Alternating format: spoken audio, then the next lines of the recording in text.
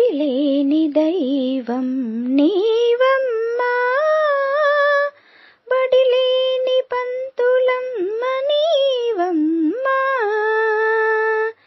వేదాలు చదవని విద్యావంతురాలు నీవమ్మా,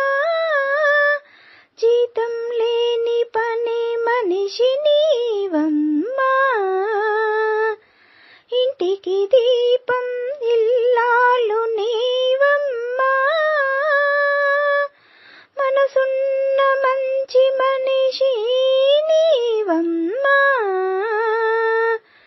కల్మషం లేని ఉత్తమురాలు నీవమ్మా,